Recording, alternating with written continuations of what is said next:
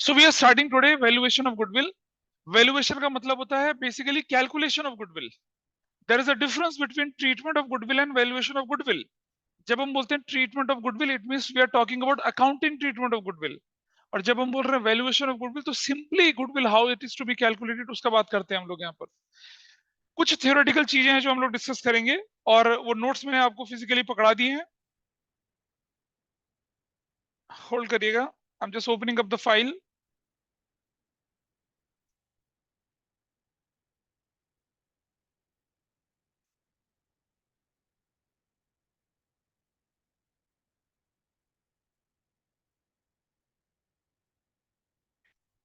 Now tell me on your screen, can you see this document, Kanishka?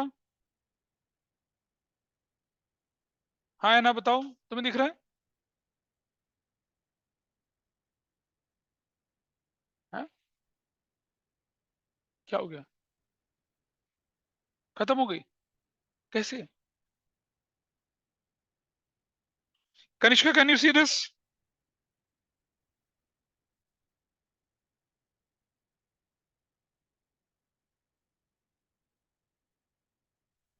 Hello?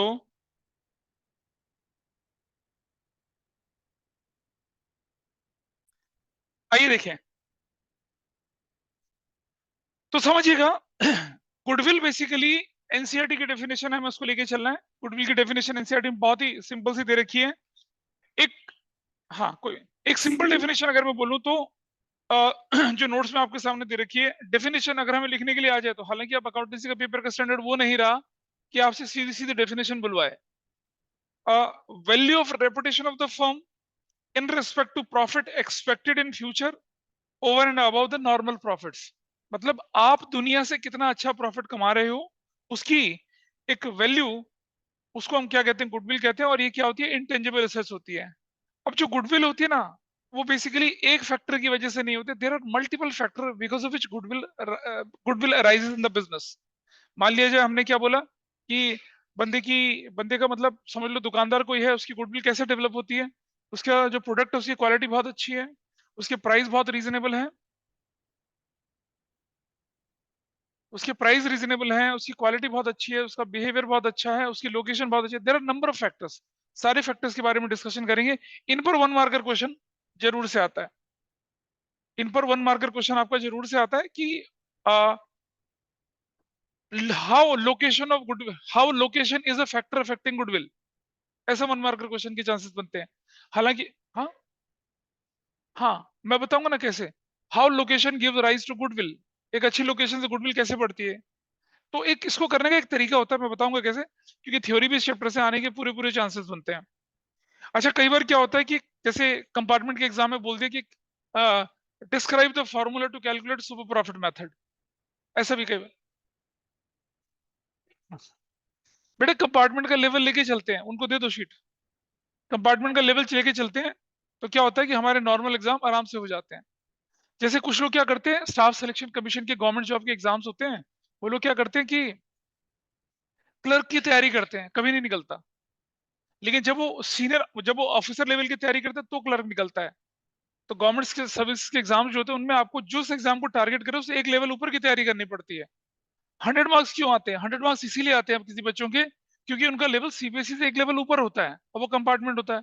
और कुछ question जो हम करते हैं वो तो कंपार्टमेंट क्या, उससे भी ऊपर लेवल के होते हैं। इसीलिए क्या होता है कि जो बच्चे हमारे स्टूडेंट्स होते हैं, चाहे स्कूल में बोले चाहे यहाँ पर बोले, they feel very comfortable while writing their accountancy exam until unless they improve their presentation, their writing is legible and they have sufficient practice। तुम्हें सब कुछ आ गया और तुम्हारा प्रेजेंटेशन अच्छा नहीं और तुम्हारा लिखा हुआ किसी को पढ़ा ही नहीं जा रहा है, तो अब क्या बोल सकते हैं? 50 60 में नंबर आएंगे, ऐश करना। अच्छा, यहां हमने बोला कि गुडविल के बारे में मैं अब आपको डिस्कशन लेके चलूं कि गुडविल बेसिकली होता क्या है, किस तरह से हम उसको लेके चलते हैं और गुडविल की जरूरत कब कब पड़ती है। ठीक है, हर बार मैं वही एग्जांपल लेके चलता हूं। आपने सुना होगा ग्रीन रेवोल्यूशन में there was HYV। Can anybody tell me what is HYV? बेटा Bagheera, what is that HYV? कौन याद रखे? अब तुम 12th में आ गए हैं। हाई यील्ड, हाई यील्ड क्या? हाई यील्ड वैल्यू नहीं है, high yield varieties of seeds, plants. अबे इसमें नहीं आता भाई, एग्जाम्पल ले रहा हूं मैं, कुछ और ले रहा हूँ, इसमें नहीं आता है। हाई यील्ड वेराइटीज होती हैं, ठीक है, उनमें क्या होता है कि कम समय में, कम पानी में, कम फर्टिलाइजर से वो क्या फसल भयंकर बढ़िया वाली होती है। तो जो ग्रीन रेवोल्यूशन थी, वो उसका बेस ही क्या था, हाई यील्ड वैरायटी थी। और एक क्या था, ओवरऑल पैकेज था फार्मिंग करने का। हमारा देश क्या हुआ, फूड में सफिशिएंट हुआ, फूड ग्रेन्स में। Otherwise there is a problem. 1971 से पहले पहले हमारे देश में क्या होता था, अकाल पड़ते थे, फेमाइंस होते थे, अनाज होता नहीं था इतना। हम अमेरिका के आगे कटोरा लेके जाते थे, कोरिया के आगे कटोरा लेके जाते थे, जापान जापान जैसी कंट्री के आगे कटोरा, बाबा थोड़ा चावल दे दे, गेहूं दे दे, ऐसे भीख मांगते थे। और आपने देखा यूक्रेन रशिया वार में, हमने वर्ल्ड में गेहूं एक्सपोर्ट करना बंद कर दिया, तो गेहूं के प्राइसेस क्या हो गए, आसमान छूने लग गए। We are self. इसका क्रेडिट जाता है हमारे लेट प्राइम मिनिस्टर, ठीक है, श्री लाल बहादुर शास्त्री जी का। अमेरिका ने क्या करा, जब हमने अमेरिका से 1971 से पहले गेहूं मांगा कि हमारे देश में कमी है, उन्होंने क्या करा पता है, अपने देश में जो गेहूं की सरप्लस स्टॉक थी उसको समुद्र में डुबा दिया, ताकि वर्ल्ड में गेहूं के प्राइसेस कम। एक्सेस सरप्लस ऑफ व्हीट जो था उन्होंने सी में फेंक दिया, बजाय किसी गरीब कंट्री को देने के, ताकि वर्ल्ड इंटरनेशनल मार्केट में गेहूं के प्राइसेस जो होते हैं वो डाउन ना चले जाएं, क्योंकि एक्सेसिव प्रोडक्शन होगा तो प्राइस डाउन चले जाने चाहिए थे। तो हमारे प्राइम मिनिस्टर ने नारा दिया, जय जवान जय किसान, एंड ही रिक्वेस्टेड एवरीबडी कि भाई आप एक दिन का व्रत रखें ट्यूसडे को। अब मान लो 90 करोड़ की पॉपुलेशन जो है एक दिन खाना नहीं खाएगी तो कितना अनाज बचेगा। और साथ साथ उसने नारा दिया, जय जवान और जय किसान, to save the borders and promote farming. उन्हीं के प्राइम मिनिस्टरशिप में हमारे यहाँ पर ग्रीन रेवोल्यूशन की शुरुआत हुई थी, which was later executed by late prime minister Indira Gandhi. ठीक है, how it is related to here, हम talking about one simple example. Tanvi जो है वो फार साइटेडनेस है उसकी, मतलब उसकी उसकी दूरदृष्टि है, मतलब वो जानती है फ्यूचर में क्या होने वाला है। अचानक ये कहीं जा रही थी, इसने क्या करा, आम का एक छोटा सा सेपलिंग लिया, जो कि HYV था, हाई यील्ड वैरायटी का आम था। ठीक है जी, इसने अपने दोस्तों को बोला, आदित्य को बोला, अभिषेक को बोला, रोहन को बोला, इन सबको बोला, बाकी सबको बोला कि सुनो, मैंने एक आम का पौधा लिया है, चलो सब मिलके इसको ना बड़ा करेंगे, और इसके फल आएंगे बड़े शानदार, हम उसको मिलके खाएंगे। पौधे की कीमत 600 रुपया थी, 6 लोग थे इसके दोस्त। सबने बोला कितना कितना देना है, 100 100 रुपए देना है। कितना टाइम लग जाएगा, 5 साल तो लग जाएंगे, 4 साल तो लग जाएंगे। कहते पागल, 4 साल तक तेरे पौधे का ध्यान कौन रखेगा, तो जा यहाँ से, हम नहीं कंट्रीब्यूट करेंगे। लेकिन वो अड़ गई, उसने कहा मैं तो उगाऊंगी। उसने यहाँ पर क्या है, अपने यहाँ पर उगाया पौधे को, और बहुत मेहनत से उसकी देखभाल करना शुरू करा। और जब उस पौधे की देखभाल करती रही तो 1 साल कुछ नहीं हुआ, 2 साल कुछ नहीं हुआ, तीसरे साल में पौधा क्या हुआ, जुम से खड़ा हो गया एकदम से बढ़िया से। इस दौरान दुश्मनी में आके आदित्य ने क्या करा, अपनी बकरी छोड़ दी इसके बगीचे में, सारे पत्ते खा गई उसके। ठीक है, समझना, ये एग्जाम्पल मैं जानबूझ के बोल रहा हूँ यहाँ पर। क्या बगीरा क्या हुआ, अच्छा,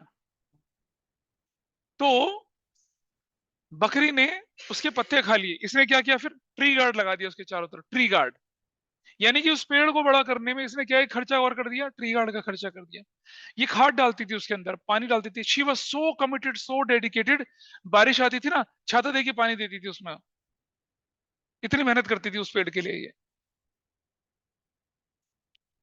अच्छा ठीक है भाई, चलो, तो क्या हुआ, पेड़ बड़ा हुआ, और अचानक से उस पर बहुत शानदार आम, रसीले बढ़िया खुशबू वाले आम लगने शुरू हो गए। अड़ोसन में अविशी रहती थी, पड़ोसन में अनन्या रहती थी। खुशबू चली, है ना, मिकी एंड डोनाल्ड्स में गूफी होता था जो खड्डी सूंघ सूंघ के उड़ता हुआ चला जाता था, ऐसी खुशबू चली पूरे मोहल्ले में। लोगों ने कहा तन्वी के यहाँ पर बड़े शानदार आम हो गए। अभी फोन कर देते हैं, ब्रो 100 100 रुपए ले ले, हमें भी पार्टनर बना ले इसमें। तो क्या ये बनाएगी, बनाएगी पार्टनर, नहीं बनाएगी। और अगर ये बनाएगी पार्टनर, तो बेवकूफ है 100 रुपए में। इसे क्या करना चाहिए, अपने उस पौधे की परवरिश में जितना इसने टाइम, एनर्जी, पेशेंस लगाया, उसकी मॉनेटरी वैल्यू लेनी है। ठीक है, let's come to the point here. जब हम अपनी फर्म को रिकॉन्स्टिट्यूट करते हैं, हम रेशो को बदलते हैं, प्रॉफिट शेयरिंग रेशो को, हम क्या करते हैं, नए पार्टनर को एडमिट करते हैं, हम किसी पार्टनर की रिटायरमेंट करते हैं, पार्टनर की डेथ हो जाती है, या फिर क्या हो जाता है, dissolution of firm as a running partner. तो मतलब हमारा जब बिजनेस रिकॉन्स्टिट्यूट होता है, तब हमें किसकी जरूरत पड़ती है, गुडविल के कैलकुलेशन की जरूरत पड़ती है, so that gaining person can compensate to the sacrificing person. Reconstitution का मतलब पुनर्गठन, मतलब आप अपनी फर्म को क्या कर रहे हैं, रिस्ट्रक्चर कर रहे हैं। इन्होंने क्या किया, उस बिजनेस को खड़ा किया। She was a sole proprietor. Now she want to, now other person are requesting कि भाई हमें भी पार्टनर बना लो। तो क्या करेगी, पार्टनर बनाने के लिए उनसे कुछ ना कुछ तो कंपनसेशन लेगी। तो जो बंदा नया पार्टनर है वो उसको क्या देगा, दो तरह से कंट्रीब्यूट करेगा। एक, कैपिटल कंट्रीब्यूट करेगा, और दो, जो इन्होंने मेहनत करी है उसके लिए क्या कंपनसेट करेगा, गुडविल के नाम पे इनको क्या देगा, कंपनसेशन देगा। ठीक है, वो गुडविल कैसे कैलकुलेट करते हैं उसका डिस्कशन हम करेंगे यहाँ पर। ठीक है, अच्छा, अब क्या हुआ कि ये डिसाइड हुआ कि ये 4-5 लोग इसके पार्टनर बनेंगे। और इन्होंने बोला, क्योंकि जब तुमने पौधा लगाया था तब 100-100 रुपए की डिमांड थी, इसने कहा 100 रुपए नहीं, अब तो मैं 500-500 रुपए लूंगी सबसे। तो पौधे की ओनरशिप के लिए आपको क्या करना है, 500-500 रुपए कंट्रीब्यूट करना, that is known as capital. और कैपिटल के ऊपर, कैपिटल के बियॉन्ड, जो तुम मुझे दोगे, किस चीज के लिए, इस पौधे के फल को खाने के लिए, उसे कहते हैं प्रीमियम फॉर गुडविल। तो जब हम एडमिशन पढ़ेंगे ना, तो वहां पर टर्म आती है प्रीमियम फॉर गुडविल। लेकिन अभी जब हम पढ़ेंगे तो सिर्फ गुडविल शब्द आएगा। एडमिशन में हम शब्द यूज करेंगे प्रीमियम फॉर गुडविल का, क्योंकि आप कैपिटल के अलावा something extra you are demanding, इसीलिए उसे प्रीमियम फॉर गुडविल बोलते हैं। लेकिन यहां हम क्या बोलेंगे, उसको सिर्फ गुडविल बोलेंगे। और गुडविल की कैलकुलेशन कैसे होगी, that will be mutually agreed among partners. इन सब ने डिसाइड करा कि तन्वी को जो हमें कंपनसेशन देना है वो देना है पिछले 4 साल के प्रॉफिट जो निकले, पिछले 4 साल इसने मेहनत करी, उसको टोटल कर लेते हैं, उसके हिसाब से हम कंपनसेट करेंगे। बोलो।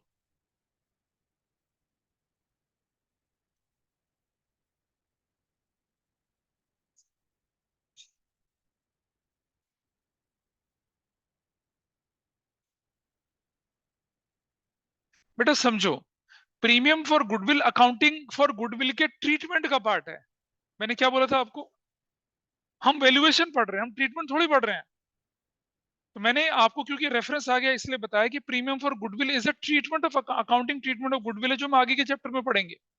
अभी तो हम सीख रहे हैं कि गुडविल की कैलकुलेशन कैसे होती है। जब गुडविल की कैलकुलेशन की हम बात कर रहे हैं, उस समय पर there are certain terminology which arises, जैसे I years purchase.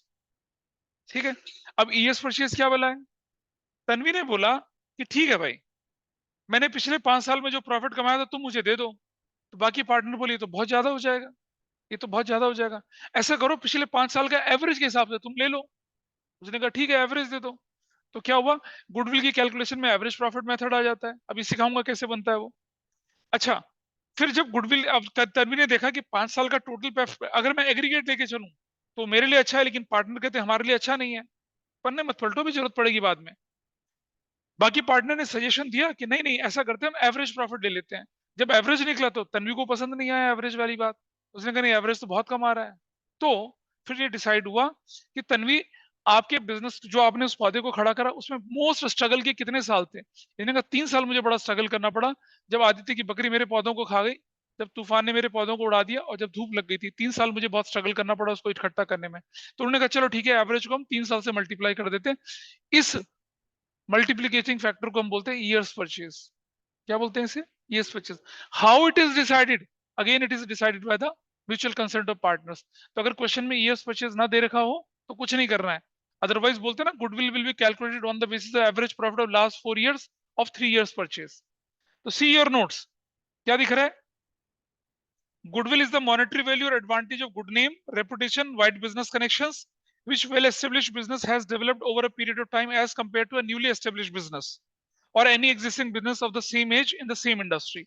ES purchase, इस पर क्वेश्चन आता है कि what is ES purchase. Viva होता है ना, जब आपका 20 मार्क्स का प्रैक्टिकल होगा, आपको एक फाइल बनानी पड़ेगी, और एक वाइवा होता है, आपका एक्सटर्नल एग्जामिनर आता है, आपसे पूछता है। इस साल थोड़ी चीजें बदल गई हैं, मैं बताऊंगा कैसे बदली हैं। समर वेकेशन में हम कोशिश करेंगे कि आपकी अकाउंटेंसी की फाइल बन जाए। जो थोड़ा 11th में दिया था प्रोजेक्ट वर्क ना, वो वाला वापस दे देंगे वो, दोबारा बना लेना, कोई बड़ी बात नहीं। हाँ रे, मैं बता दूंगा, तुम आगे तो पढ़ो पहले। एक्सेस दूसरे स्कूल से आते हैं। अच्छा, एनीवे anyway, ये खत्म हुआ। चलो कृष्णा सुनिए अब। तो हमने आपके सामने डिस्कस किया कि ईएस परचेज क्या होती है, जरा पढ़ ले एक डेफिनेशन।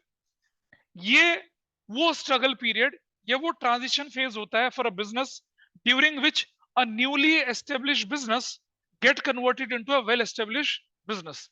तो वो 1 साल, 2 साल, 3 साल, that is mutually agreed among the partners कि ईएस परचेज क्या ली जाए, इसे ईएस परचेज बोलते हैं। ठीक है, अब हम आगे बढ़ रहे हैं थोड़ा सा कि फैक्टर्स अफेक्टिंग या factors giving rise to goodwill कौन कौन से हो सकते हैं। सबसे पहला पॉइंट आया हमारे पास एफिशिएंसी ऑफ मैनेजमेंट। और अक्सर बिजनेस स्टडीज और अकाउंटेंसी पढ़ाते समय मैं एक छोटी सी बात बताता हूं आपको। बचतंत्र की एक कहानी थी। एक किसान था, उसके 3 लड़के थे, और जब वो बूढ़ा हो जाता है, इसको लगता है उसका अंत समय नजदीक आया, तो वो कहता है कि मैं घर का मुखिया, घर का हेड किसी एक बच्चे को बनाऊंगा अपना। जनरली होगा, आपने देखा होगा ना, जब किसी घर के एल्डरली पर्सन की डेथ होती है तो एक रस्म निभाई जाती है, रस्म पगड़ी। नहीं सुना किसी ने? रस्म पगड़ी होती है, स्पेशली पंजाबियों में होती है वो। गुरुद्वारे में जाते हैं, घर के बड़े बच्चे के सर में एक पगड़ी पहनाई जाती है और उसको घर का मुखिया बना दिया जाता है। उसे रस्म पगड़ी बोला जाता है। तो वो बुजुर्ग व्यक्ति क्या कर रहे थे, उन्होंने कहा कि अपने तीनों बेटों में से जो सबसे ज्यादा शानदार, सबसे ज्यादा होनहार होगा, मैं उसी को क्या करूंगा, घर का मुखिया बनाऊंगा। He has given 1 gold coin to each and everybody of them. और 3 कमरे दिखाए, बोला जाओ बाजार से सामान लाओ, इन कमरों को भर दो। ठीक है, तो पहला बच्चा हमारा अस्मित था, वो गया और कमरे को भर दिया। दूसरा प्रणय था, वो भी गया भर दिया। तीसरा हमारा बगीरा था, उसने भी भर दिया। ठीक है। हाँ? अच्छा, अब पिताजी ने बोला चलो भैया दिखाओ कितना है। तो जब पहला कमरा खुला तो लकड़ियां लकड़ियां बापू के ऊपर गिरी, माथे में चोट लगाई, बैंडेड लगानी पड़ गई, और उसने कुछ पैसे वापस कर दिए। ठीक है, दूसरे बच्चे ने क्या करा कि कमरा खोला तो घास के गिर गए, उसने कमरे को घास से भर दिया था। तीसरा हमारा शाना और सोना बंदा, उसने क्या कर रखा था, अंधेरे कमरे में एक दिया जला रखा था, और कमरे को किससे भर दिया, रोशनी से भर दिया। Tell me, wood is costly और ग्रास इज कॉस्टली या दिया इज कॉस्टली? वुड। तो बड़ा वाला तो एफिशिएंट नहीं हुआ। इफेक्टिव तो सारे थे, सबने अपनी टास्क पूरी करी। बिजनेस स्टडीज का कंसेप्ट है इफेक्टिव एंड एफिशिएंट। लेकिन दूसरा वाला बंदे ने घास भरी, वो भी क्या था, इफेक्टिव था। लेकिन तीसरे बंदे ने क्या किया, वो एफिशिएंट था। कम से कम पैसे में उसने क्या कर दिया, कमरे को भर दिया। Love you Bagheera. हाँ? अच्छा, ऐसा कर दिया। अभी मैं कुछ दिन तक इसको यही बोलूंगा क्योंकि जिम कॉर्बेट होके आया है। तो गॉट इट। तो क्या कहलाया ये कहलाया क्या, एफिशिएंसी। अगर आपका मैनेजमेंट एफिशिएंट है तो your cost will reduce, your profit will increase. Understand? जब भी आए ना फैक्टर्स अफेक्टिंग गुडविल, तो आपको क्या करना है, आपको बताना है sale will increase, profit will increase, and profit will increase तो गुडविल विल इंक्रीज। आपको एक्सप्लेनेशन में ये पॉइंट लिखना है।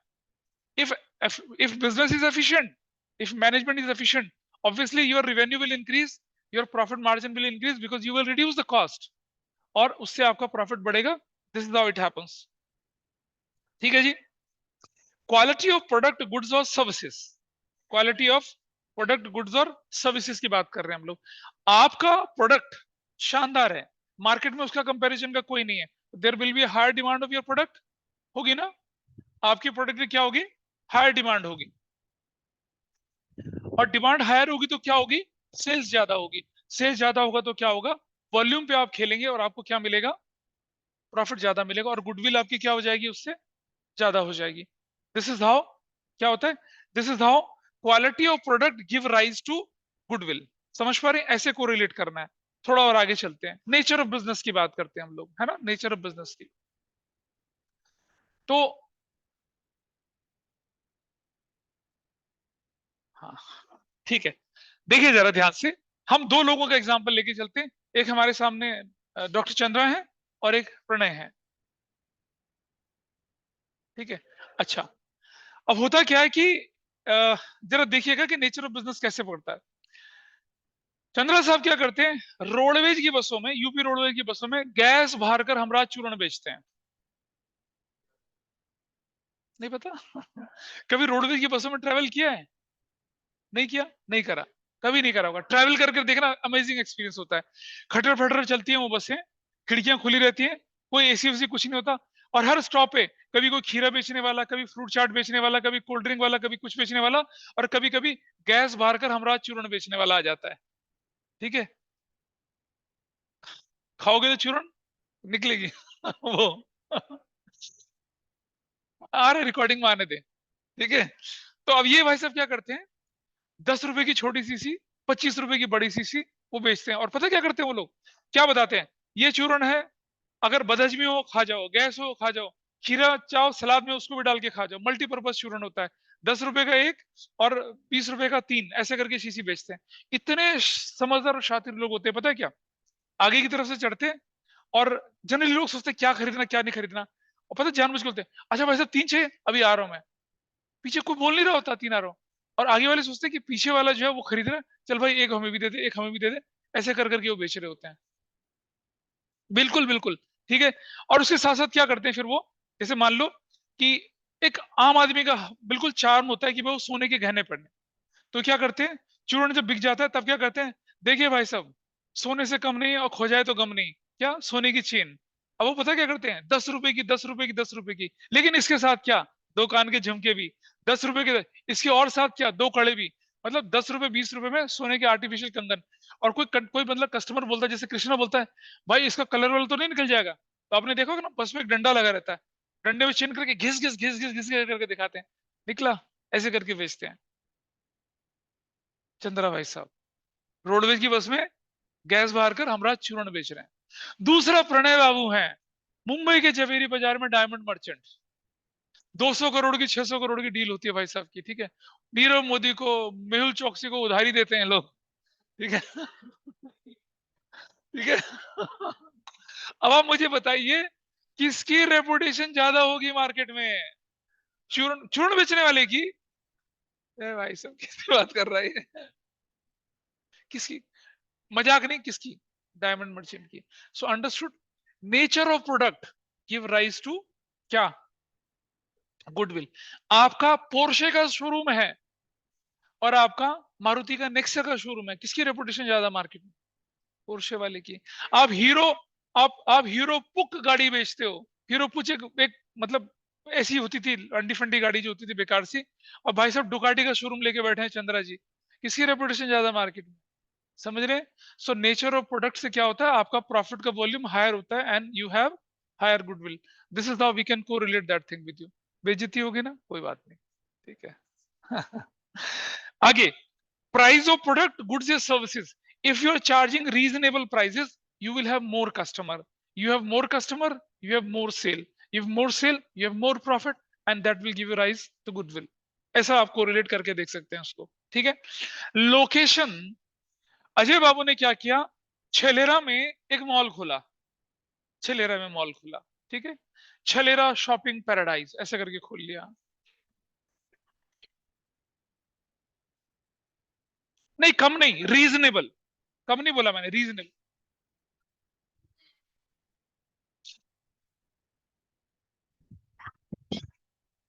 बिल्कुल सही। इन्होंने बोला, अब आई कंप्लीट योर एग्जांपल। इन्होंने कहा कि मैं एप्पल और नोकिया की बात कर रहे हैं, देखो बच्चे, हम बात करते हैं इन जनरल नॉर्मल प्रोडक्ट्स की। एप्पल के फोन हर बंदा थोड़ी अफोर्ड कर पा रहा है। चाइना में एप्पल का नया वर्जन निकला, बंदा अपनी किडनी किडनी बेच के खरीदने चला गया, लाइन में खड़ा हो गया। इतना नहीं, इतना फैसिनेशन की बात नहीं कर रहे, we are talking about in general terms, हम एक्सेप्शनल एग्जांपल नहीं लेके चल रहे हैं।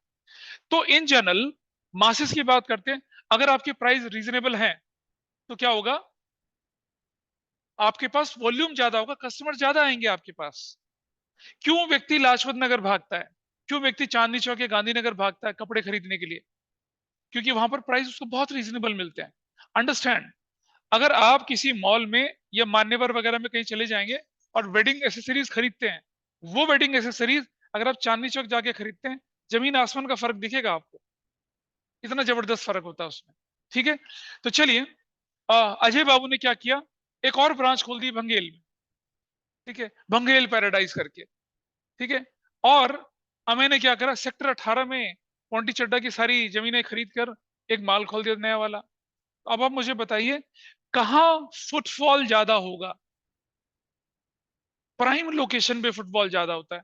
क्यों एक व्यक्ति कॉर्नर साइड की दुकान ढूंढ रहा होता है, क्यों वो मेन रोड पे दुकान ढूंढ रहा होता है, हालांकि इन हाँ क्योंकि intense intense business populated area में, अब आप लाजपत नगर जाइए, गली मोहल्लों में दुकान देखेंगे, लोग वहां भी चले जाते हैं क्योंकि बहुत पुरानी और इंटेंस मार्केट होती है।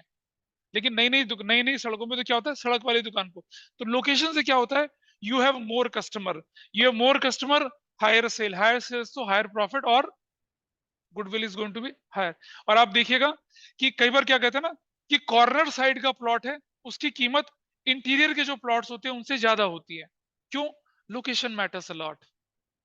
मान लो आपने ऐसा घर खरीदा जो तीन तरफ से खुला है और ऐसा घर जो तीन तरफ से बंद है, तो कीमत किसकी ज्यादा होगी? तीन तरफ से खुले की। एरी है, रोशनी, हवा सब कुछ आती है, people prefer that.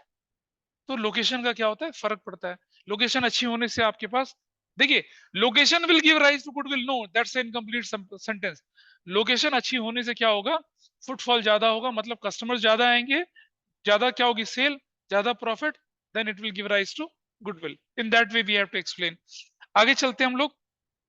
Access to supplies. Supplies का मतलब रॉ मटेरियल।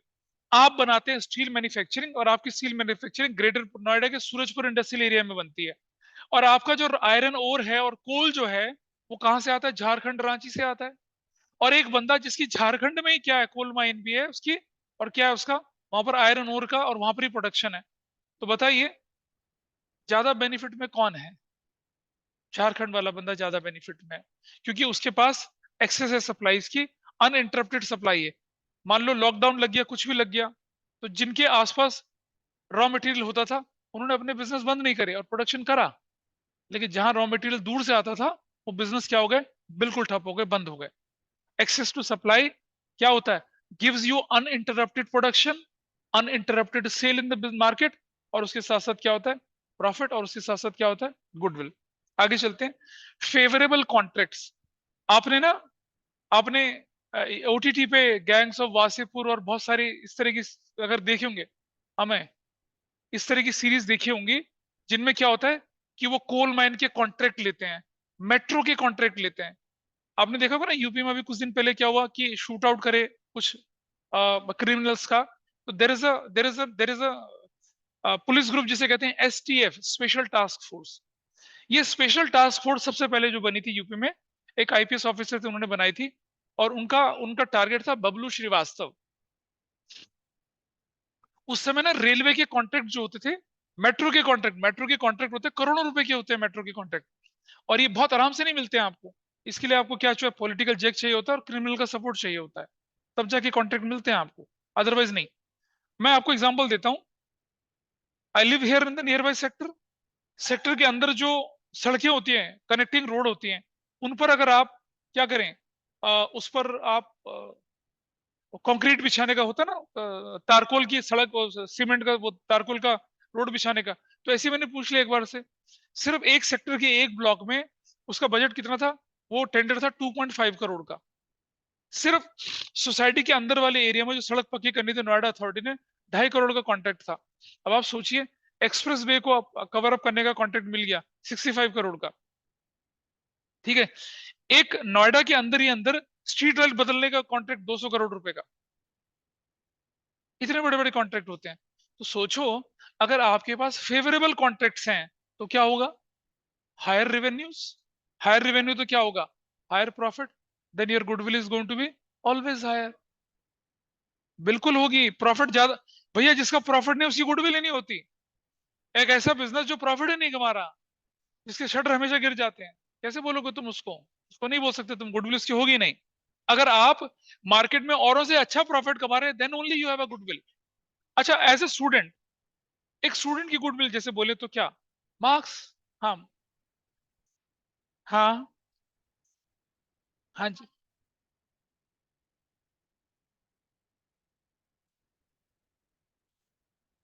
खत्म, गुडविल ही नहीं उनकी, कौन सी गुडविल है फिर उनकी? जब आप लॉस में जा रहे हो तो you don't have any goodwill. कोई गुडविल नहीं है आपकी, बिल्कुल गुडविल नहीं है। अभी अभी क्या किया कि टाटा एयरलाइंस, मतलब एयर इंडिया, टाटा ने एयर इंडिया को खरीदा, और उन्होंने अभी अब कुछ दिन पहले अपने पायलट की सैलरी रिवाइज करी है। ठीक है, एक पायलट जो सीनियर पायलट, उसकी सैलरी पता है कितनी फिक्स करी है, 8.5 लाख रुपए महीना, ऑलमोस्ट महीना, 8.5 लाख महीना। 1 करोड़, 2 लाख, 3 लाख सैलरी दे रहे हैं अपने पायलट को। एयर इंडिया घिस घिस के पैसा नहीं देती थी। एयर इंडिया के पायलट ना गरीब पायलट समझे जाते थे पहले। ठीक है, कुछ नहीं, कोई क्लास ही नहीं था। बाकी जो एयरलाइंस, प्राइवेट एयरलाइंस, क्या सूट बूट चमकते हुए चलते थे। आज देखो तुम जरा, सबसे बड़ी चीज क्या, कमाई कितनी हो रही है।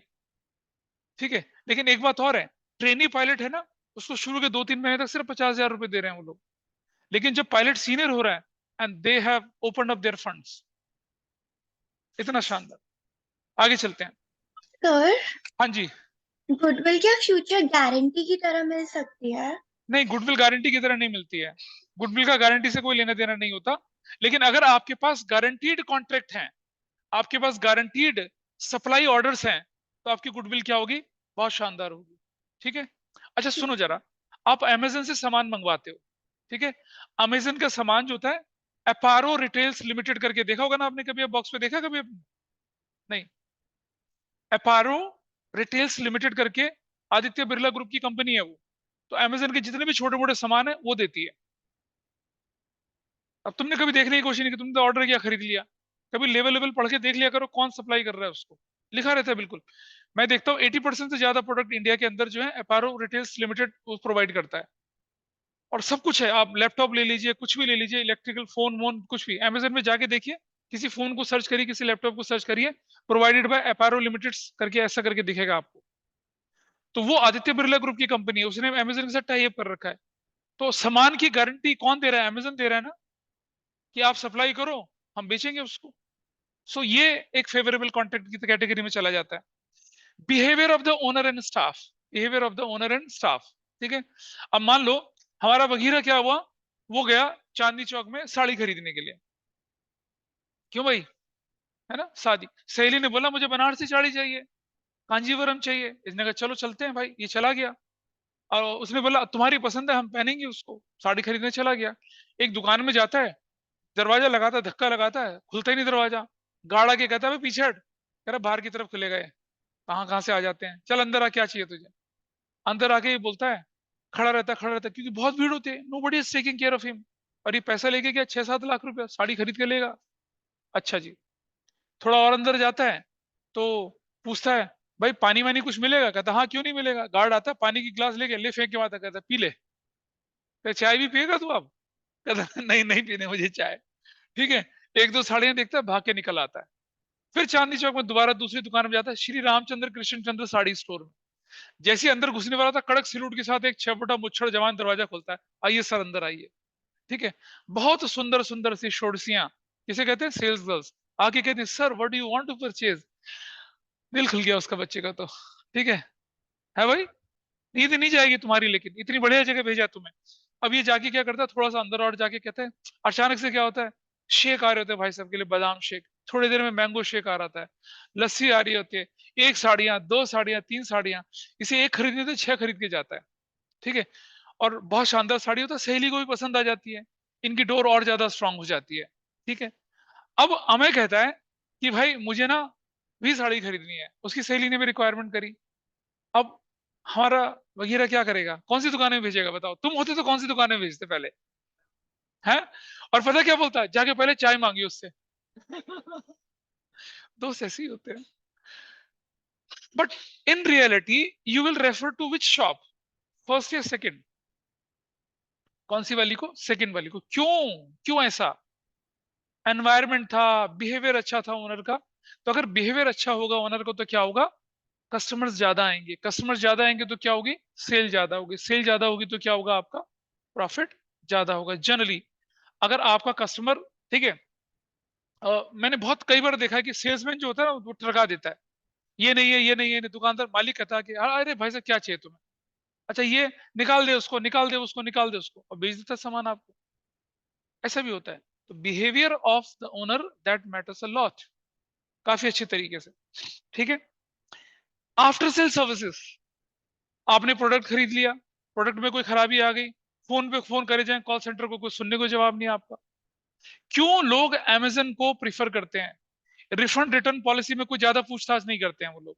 ठीक है, सीधा वापस कर देते हैं। छोटी मोटी वेबसाइट में ये लगता है कि यार पैसा आए ना आए, क्या करें क्या नहीं करें। So Amazon basically has developed a trust. Flipkart, बाकी जितने भी रेपुटेड जो ऑनलाइन पोर्टल्स है, उन्होंने ट्रस्ट डेवलप किया है कस्टमर्स के बीच में। भाई अगर कस्टमर देखो, अगर मैं सामान लेने जा रहा हूँ और मुझे पसंद नहीं आया तो मैं दुकानदार को बोलता हूँ अगर भैया ठीक नहीं लगा तो मैं कल वापस कर दूंगा, कहता ठीक है मैडम कर देना वापस। That same facility, that same is available in online shop also, so that happens. तो यहाँ क्या है कि आफ्टर सेल्स सर्विसेज अगर आपकी शानदार होंगी तो आपकी क्रेडिबिलिटी बढ़ेगी, लोग आपके सामान को खरीदेंगे और औरों को भी रिकमेंड करेंगे, और चीजें क्या हो जाएंगी, ठीक चलती हैं और सेल्स बढ़ती है। फिर हमने बोला गुड कस्टमर रिलेशंस।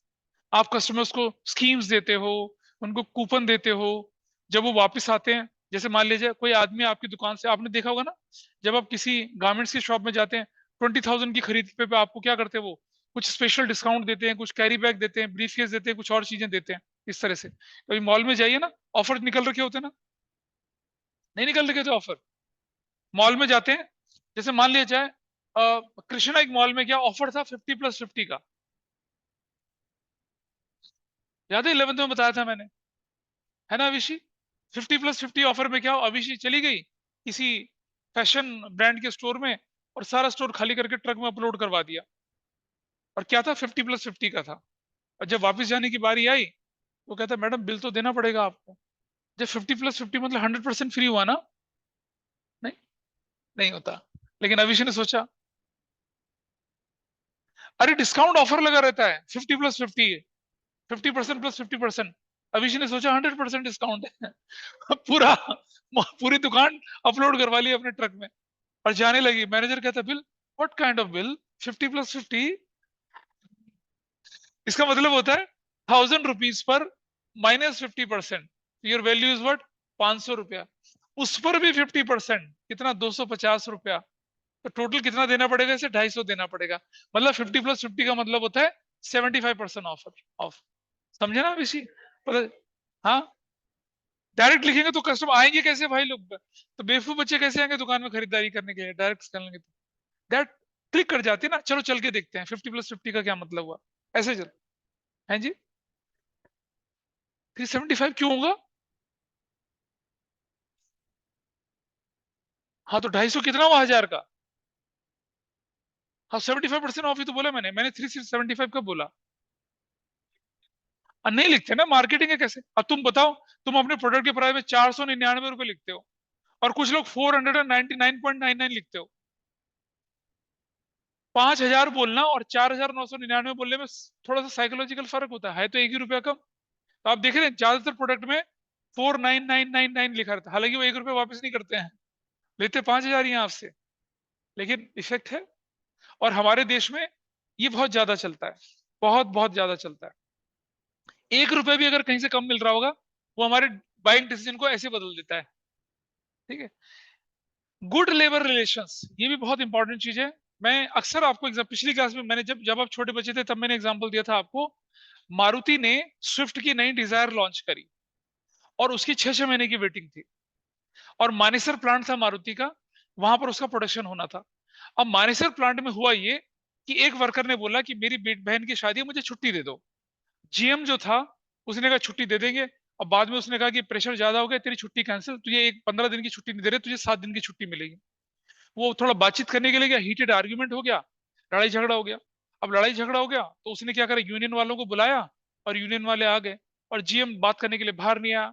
लड़ाई झगड़ा और हुआ, गुस्सा गुस्सा हुआ, किसी खुराफाती ने आग लगा दी। अब जो जीएम था, वो डर के मारे ना टेबल के अंदर घुस के छुप के बैठ गया। ठीक है, डर के मारे कि बाहर आऊंगा तो मारेंगे पीटेंगे, वो डर के मारे छुप के बैठ गया। आग लगी, धुआं हुआ, दम घुट गया, जल के मर गया। It happen, literally it happen, literally it happen in Gurgaon, in Maruti's plant. अब उसका रिपरकर्शन देखिए आप, उसका रिपरकर्शन देखिए आप। नहीं, हम मारुति के प्लांट में विजिट करे थे, हमने पूछा उनके मैनेजर, उनके जन जीएम उस समय गए थे, उसने कहा सर रियल सिचुएशन ये थी, न्यूज़पेपर में कुछ और तरह से आया था। पुलिस ने लाठी चार्ज करा, more than 2,000 worker were laid off from that plant. वो प्लांट करीब करीब 4 महीने बंद रहा। और उसकी वजह से क्या हुआ, उसकी वजह से जो 6 महीने की जो डिलीवरी होने वाली थी मारुति स्विफ्ट डिजायर की, वो डिलीवरी बहुत ज्यादा डिले हो गई। उसी समय पर होंडा ने अमेज लॉन्च करी थी।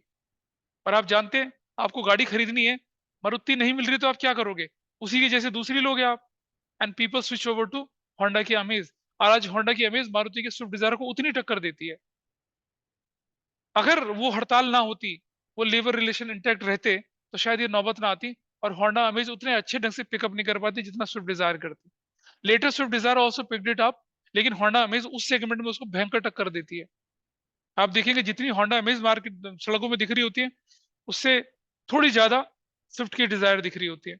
तो एक छोटी सी गलती की वजह से, एक बैड लेबर रिलेशन की वजह से क्या हो गया, आपका प्रोडक्शन क्या हो गया, इंटरप्ट हो गया, आपका प्रोडक्ट मार्केट में नहीं पहुंचा। और इकोनॉमिक्स में आप पढ़ते ना सब्स्टिट्यूट गुड्स, अगर आपको ये नहीं मिल रहा तो आप दूसरा खरीद लोगे। अब राघव को भूख लगी है, ठीक है, तो अगर ये इस दुकान में पास्ता नहीं मिल रहा तो दूसरी दुकान में नाश्ता कर लेगा वो। दिक्कत क्या है ना। एक ड्रिंक उसे चाहिए पर्टिकुलर, सॉफ्ट ड्रिंक, वो नहीं मिल रहा तो क्या करेगा वो, दूसरा वाला ड्रिंक ले लेगा, है ना। मोजित, क्या मोजितो बोलते हैं, क्या बोलते हैं उसको, क्या बोलते हैं, मोजितो, मोहितो, क्या जो भी होता है, अगर उसको ग्रीन कलर का नहीं मिला तो ब्लू कलर का पी लेगा वो। सो ये मैंने इसलिए डिस्कस करा क्योंकि theoretically they are very important. ठीक है, थ्योरी थ्योरी खत्म हुई, चलिए प्रैक्टिकल पे चलते हैं हम। चले, आइए, क्या हो चुका है,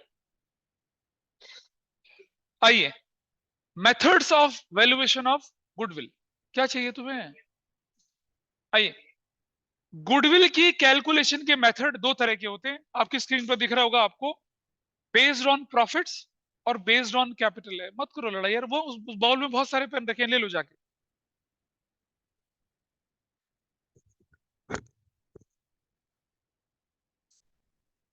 आइए देखिए, एवरेज प्रॉफिट मेथड है, वेटेड एवरेज प्रॉफिट मेथड जो सिलेबस में नहीं लेकिन मैं फिर भी कराऊंगा क्योंकि सीयूटी में आता है वो, और सुपर प्रॉफिट मेथड। उसके बाद बेस्ड ऑन कैपिटल आपके पास आता है capitalisation of average profit, capitalisation of super profit, और एक हिडन मेथड जिसे हम एडमिशन के टाइम पे पढ़ेंगे। हिडन मेथड, उसको अभी नहीं पढ़ेंगे, हिडन मेथड भी होता है एक गुडविल की कैलकुलेशन का, वो एडमिशन जब हम चैप्टर पढ़ते हैं ना उस समय पढ़ा जाएगा ये वाला। ठीक, चलो आगे चलते हैं। चलिए भाई, अच्छा एक चीज ध्यान रखेंगे, कैसे आइडेंटिफाई करें कि एवरेज प्रॉफिट है, वेटेड एवरेज है, सुपर प्रॉफिट है। कैसे आइडेंटिफाई करें कि capitalisation of super profit, capitalisation of average profit है। इसके लिए हमने आइडेंटिफिकेशन के क्या कर, आइडेंटिफिकेशन के पॉइंट्स बना रखे और स्टेप्स दे रखे हैं आपको, उन स्टेप्स के हिसाब से आप काम करेंगे तो आपका काम आसान हो जाएगा। तुम लोग बचपन में पढ़ चुके थे इस चैप्टर को, लेकिन तब मैंने उतनी इंटेंसिटी के साथ नहीं पढ़ाया था। अब मैं इसकी इंटेंसिटी बढ़ा के पढ़ाऊंगा आप लोगों को, क्योंकि मैं नहीं चाहता कि बोर्ड में कोई भी एक बच्चा किसी भी एक क्वेश्चन को गलत करके आए। देखिए, आपकी आइडेंटिफिकेशन क्या होती है, पास्ट फ्यू इयर्स का एक्चुअल प्रॉफिट लॉस गिवन होगा, और सिर्फ ईयर्स परचेज गिवन होगी, और कई बार तो ईयर्स परचेज भी नहीं गिवन होगी। ठीक है, देखें जरा, ईयर्स परचेज क्या था अभी बताया थोड़ी देर पहले। हाँ, जितने साल की परचेज उतना जोड़ दो, ऐसा नहीं है।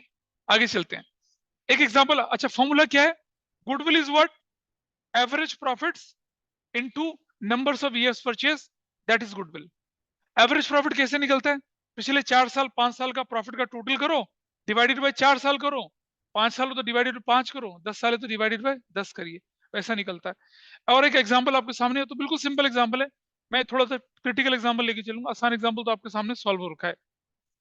2006, 2007, 2008, 2009, 2010 है। Calculate value of goodwill on the basis of average profit of last 5 years of 3 years purchase. 5 साल का एवरेज निकाला, कितना है 30,000, और गुडविल को मल्टीप्लाई करा ईयर्स परचेज से, you are able to get goodwill कितने की, 90,000। फिनिश, आसान था। अगला एग्जांपल देखिए, profit of last few years, 10,000, 20,000, 30,000, एक लॉस है, और 40,000, 50,000 है।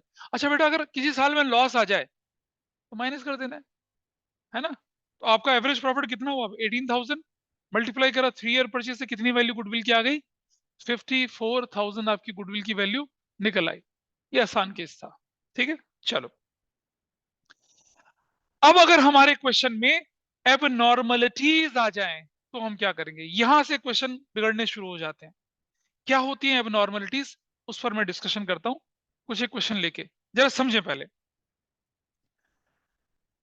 तन्वी ने जब उस पौधे को बड़ा किया, ठीक है, तो जो मेहनत करी, उस मेहनत का कंपनसेशन आप सब लोग देने को तैयार थे उससे, ठीक है जी।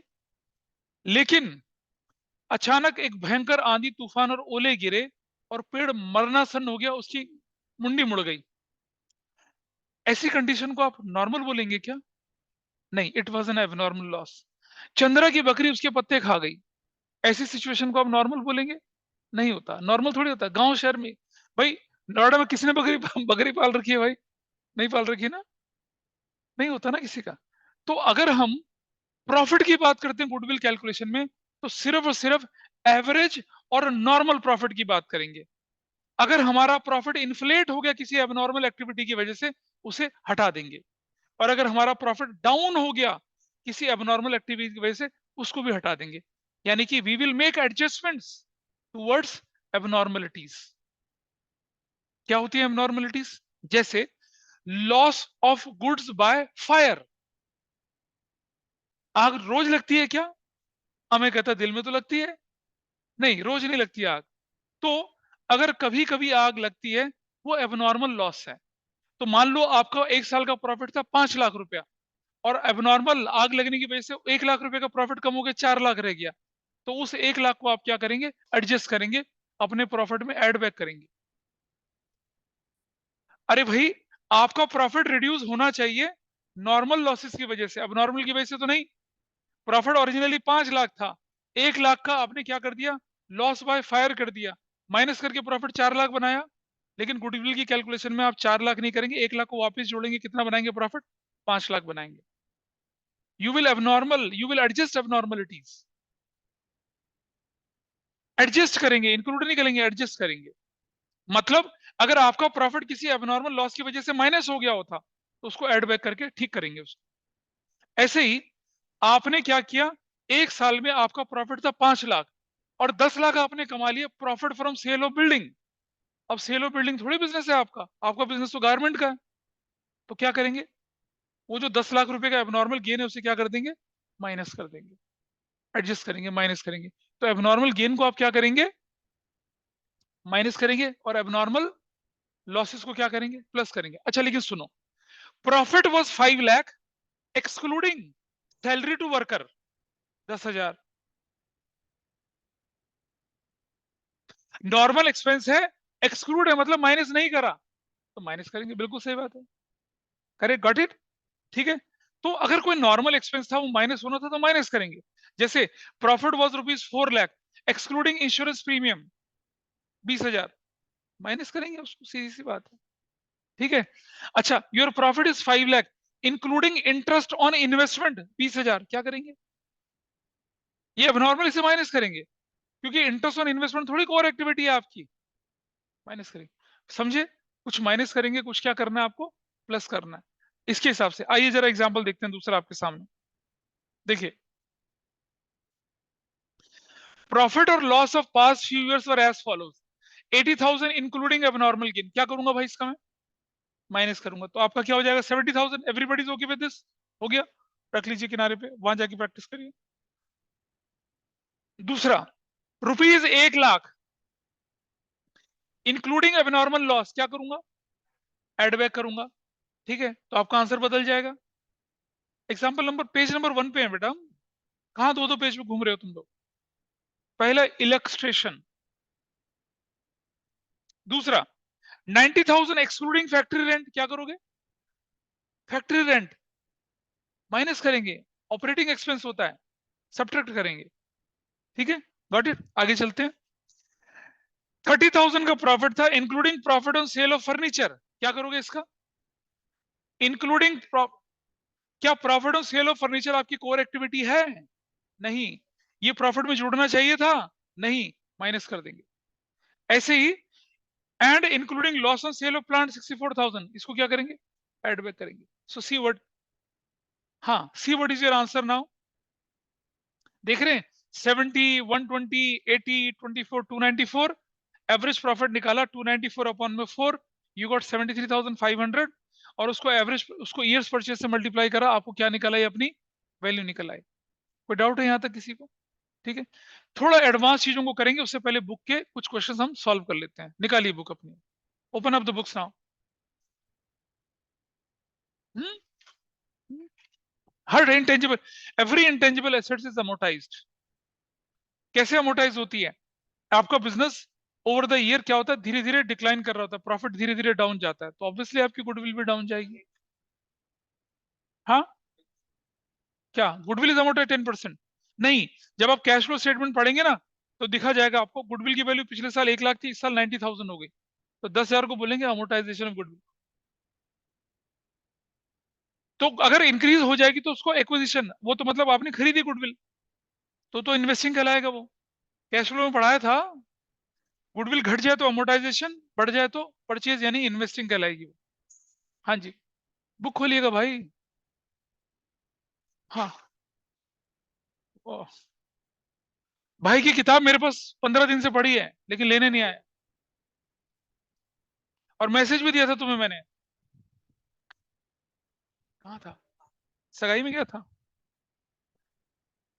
बेटा, 1 घंटे से ज्यादा हो चुका है।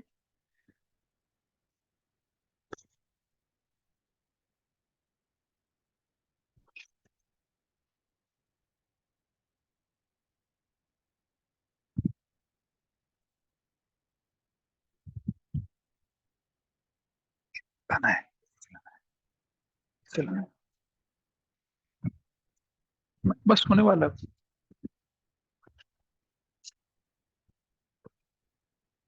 वो कार ड्राइवर।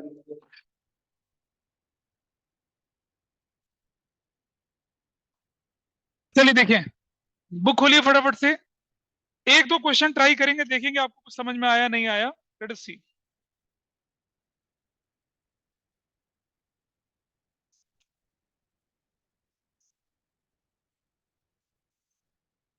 शांति रखो, कोई बात नहीं, बाद में सुन लेंगे जो सुनना है।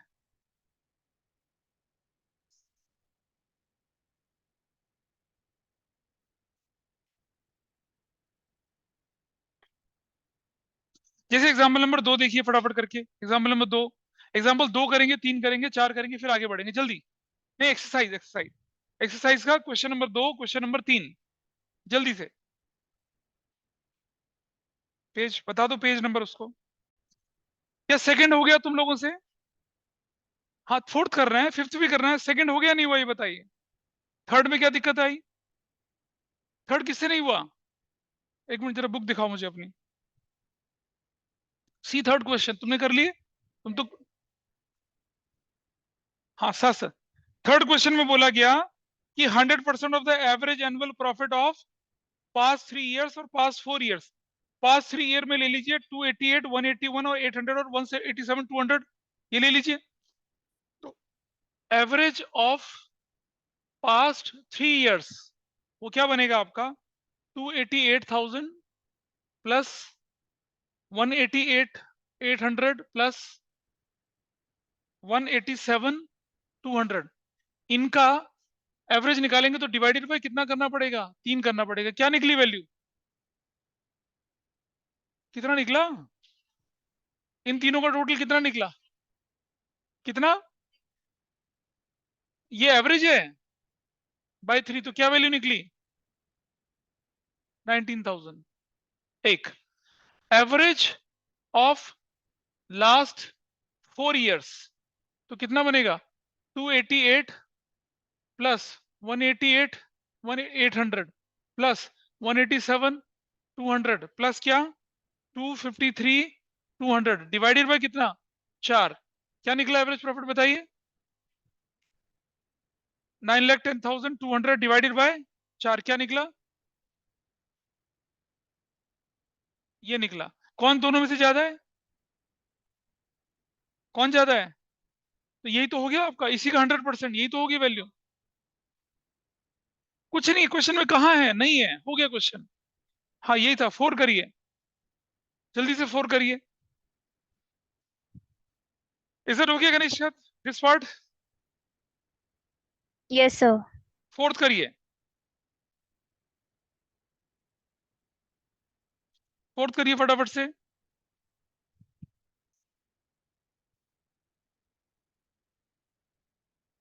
फोर्थ पार्ट फटाफट से करिए।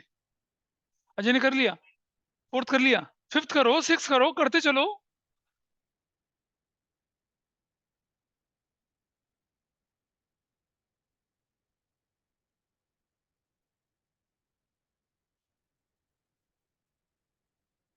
अरे अगर एक साल में लॉस, अगला करिए फटाफट से। नंदिनी हो गया, थर्ड हो गया, फोर्थ करिए। जब आप क्वेश्चन करेंगे, मैं, लेट मी कंप्लीट, मैं बता रहा हूं।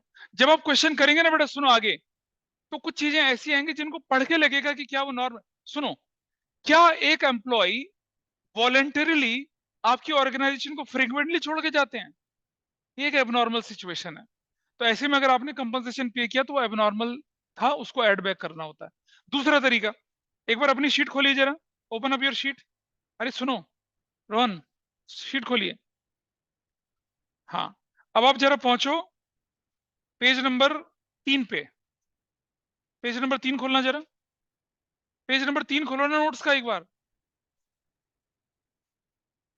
पेज नंबर 3 में आपको नॉन ऑपरेटिंग और ऑपरेटिंग की सारी लिस्ट दे रखी है, और इसमें लिखा हुआ है देखिए, interest on loan, interest on partners loan, advance by partner, any compensation paid to employ, employment retirement, voluntary retirement, ये सब नॉर्मल लॉसेस हैं। इनको क्या करना है? ऐड करना है। अगर ये क्या है, इंक्लूडेड है, तब इस पर एक्सक्लूड छोड़ देना है।